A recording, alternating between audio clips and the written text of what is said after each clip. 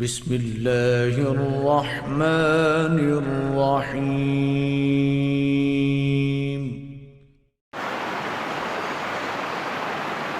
الحمد لله يحمده وهو المحمود أبدا أبدا،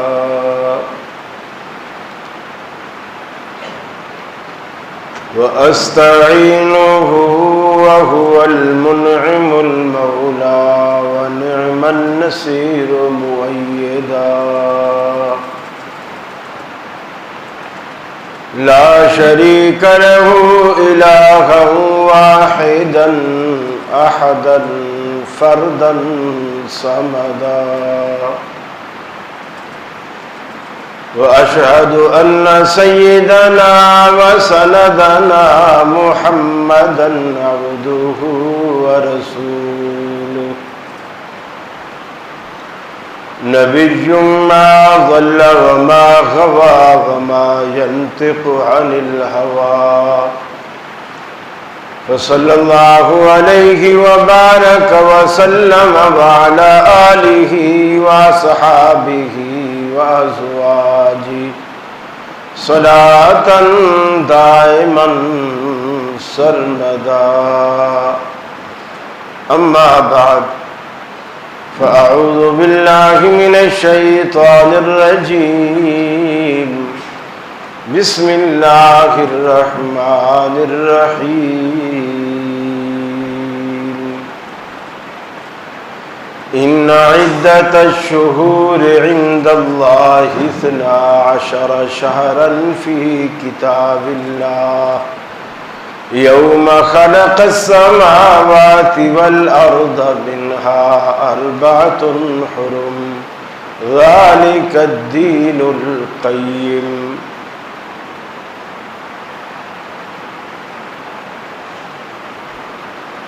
اسلامی کیلنڈر کا یہ پہلا مہینہ ہے۔ دنیا میں زیادہ تر رائج عیسائیوں کا کیلنڈر ہے جو عیسوی کہلاتا ہے، حتیٰ کہ پاکستان میں بھی وہی رائج ہے۔ اسی سے تنخواہوں کا حساب ہوتا ہے، چھٹیوں کا حساب ہوتا ہے، دفتروں میں اسی سے اندراج ہوتا ہے، وغیرہ وغیرہ۔ حضرت عمر فاروق رضی اللہ تعالی عنہ کے دور خلافت میں حضرت ابو موسیٰ اشعری رضی اللہ تعالی عنہ کو یمن کا گورنر بنایا گیا، تو حضرت عمر فاروق اکثر گورنروں کو مراسلے لکھا کرتے تھے، خطوط لکھا کرتے تھے، جس میں ریاست سے متعلق کچھ ہدایات اس میں جاری ہوتی۔ تو حضرت ابو موسیٰ اشعری رضی اللہ تعالی عنہ کو جب مراسلے آتے تو یہ پہچاننے میں دشواری ہوتی کہ کون سا پہلا ہے، کون سا بعد والا ہے، چونکہ تاریخیں نہیں ہوتی۔ تو انہوں نے سیدنا فاروق اعظم کو مشورہ دیا کہ کیوں نہ ہم تحریروں پر، خطوط پر، مراسلوں پر کوئی تاریخ ڈالا کریں، تاکہ اس سے ہمیں اندازہ بھی ہو کہ یہ خط کب آیا، کب لکھا گیا۔ حضرت عمر کو یہ مشورہ بڑا پسند آیا۔ انہوں نے مدینہ میں صحابہ کرام کی ایک شورا بلائی، تو صحابہ کرام نے مشورہ کر کے بتایا کہ رسول اکرم صلی اللہ علیہ وسلم نے جب مکہ سے مدینہ کی طرف ہجرت کی یہ ایک اہم واقعہ تھا، اور یہ ذی الحجہ کے بالکل آخری دن چل رہے تھے، اور اگلا مہینہ محرم کا تھا۔ تو صحابہ نے مشورہ دیا کہ جس مہینے میں آپ نے مکہ چھوڑا اسے سال کا آخری قرار دیا جائے، اور اس سے جو اگلا مہینہ ہے اسے سال کا پہلا مہینہ قرار دیا جائے۔ یہ تمام صحابہ کی پھر متفقہ رائے سے یہ بات پاس ہوئی، اور محرم کو اسلامی کیلنڈر کا پہلا مہینہ اور ذی الحجہ کو اسلامی کیلنڈر کا آخری مہینہ قرار دے دیا گیا، اور جب سے یہ سن ہجری معرض وجود میں آیا۔ اس محرم کے حوالے سے بہت ساری خرافات بھی مسلمانوں میں پائی جاتی ہیں۔ کچھ یہ بھی سمجھتے ہیں کہ محرم کے مہینے کی تقدیس، اس کی حرمت اس وجہ سے ہے کہ چونکہ اس میں حضرت حسین رضی اللہ تعالیٰ عنہ شہید ہوئے۔ یہ بات اپنے دل و دماغ میں بٹھا دیجئے کہ محرم کی حرمت رسول اکرم صلی اللہ علیہ وسلم کی حیات مبارکہ میں بھی تھی، اور آپ سے پہلے بھی لوگ اسے حرمت والا مہینہ سمجھتے تھے، دور جاہلیت میں بھی۔ اور حضرت حسین کی شہادت تو رسول اللہ صلی اللہ علیہ وسلم کے دنیا سے جانے کے تقریباً نصف صدی بعد، یعنی 50 سال بعد حضرت حسین کی شہادت ہوتی ہے۔ تو محرم سے اس واقعے کے ساتھ محرم کی حرمت اور تقدس کا کوئی تعلق نہیں، یہ ایک اپنی حرمت رکھتا ہے۔ جیسے محرم آتا ہے، مسلمانوں کا ایک طبقہ سینہ کو بھی شروع کر دیتا ہے، ماتم شروع کر دیتا ہے، واویلا شروع کر دیتا ہے۔ دکانوں پہ کالے کپڑے تقریباً ختم ہو جاتے ہیں، سارے بک جاتے ہیں، چونکہ یہ ایک رواج بن گیا ہے کہ محرم میں ہم نے کالے کپڑے ہی پہننے ہیں۔ اس میں صرف شیعہ نہیں، سنی بھی اسی میں لگے ہوئے ہوتے ہیں۔ شادیاں نہیں کرتے محرم میں، حالانکہ حضرت حسین رضی اللہ تعالی عنہ کی اپنی بیٹی کی شادی انہی محرم کے اندر ہی ہوئی، اسی واقعے میں، لیکن نہیں کرتے لوگ، چولہے بند کر دیتے ہیں، کچھ لوگ کھانا پینا چھوڑ دیتے ہیں، دیہاتوں میں لوگ چار پائیاں الٹی کر دیتے ہیں۔ یہ افسوس منانے کا ایک عجیب طریقہ ہے۔ چار پائیاں یعنی پائے اوپر کو کر دو اور وہ جو بیٹھنے والا ایریا ہے وہ نیچے کر دو۔ اس طرح بس سے بھر بھر کے محرم شروع ہوا، کیا عورتوں کی کیا مردوں کی بس سے بھر بھر کے لوگ قبرستان جاتے ہیں، قبروں کی لیپا پوچھی کرتے ہیں، پھول پتیاں نچھاور کرتے ہیں، اپنی اپنی حیثیت کے مطابق عرق گلاب کیوڑا وہ چھڑکتے ہیں، کچھ مٹھائیاں ساتھ لے جاتے ہیں، وہ بانٹتے ہیں قبرستان میں جا کے، کہ ہمارے مردے کیا بولیں گے، ان کے لوگ تو مٹھائی لائے، ہمارے تو کچھ لائے ہی نہیں ہے۔ یعنی لوگوں کی ذہنیت اور عقائد اتنے گندے ہو چکے ہیں، وہ مرے ہوئے کو مرا ہوا سمجھتے ہی نہیں۔ وہ یہ سمجھتے ہیں کہ اگر ہم لڈو لے جائیں گے تو اس میں سے 4 لڈو ہمارا دادا بھی کھائے گا جو مر چکا ہے 10 سال پہلے۔ اللہ کے بندو، ان خرافات سے باہر آؤ۔ اللہ رب العالمین نے آپ کو اتنا خوبصورت دین دیا ہے،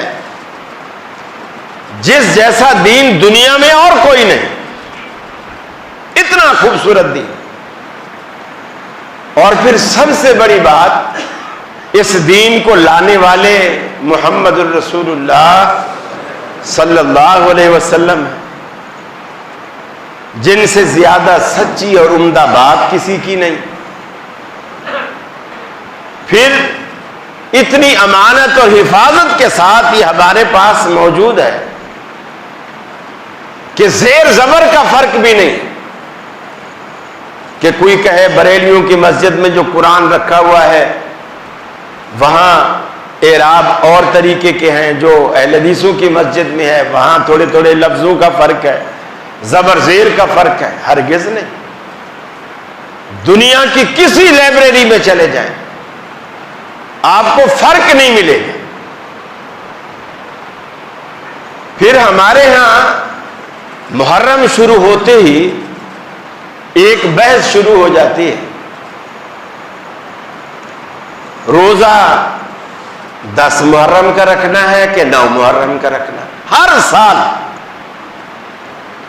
9 محرم کا رکھنا ہے یا 10 کا رکھنا ہے، یا 9-10 دونوں کا رکھنا ہے، یا 10 اور 11 کا رکھنا ہے.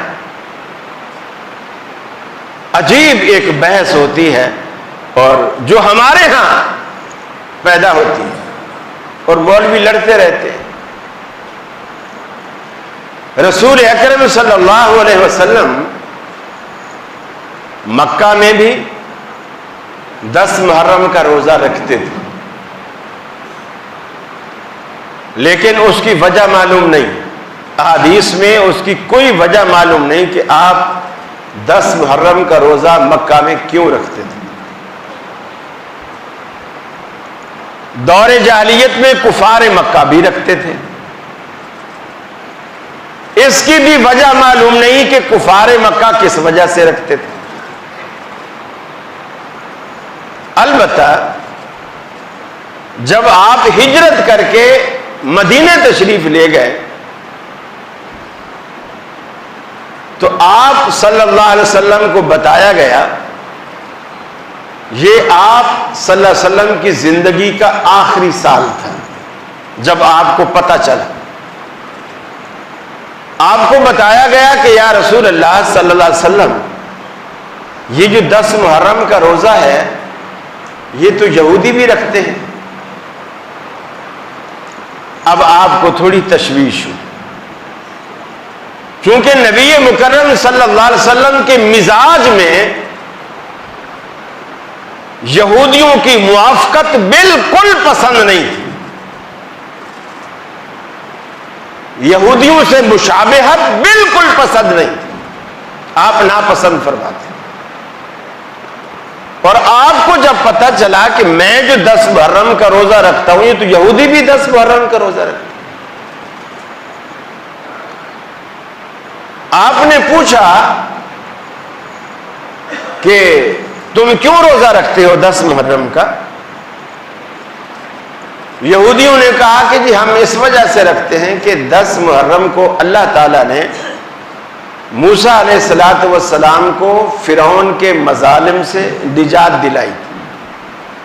فرعون غرق ہوا، موسیٰ علیہ السلام اور بنی اسرائیل آزاد ہوئے.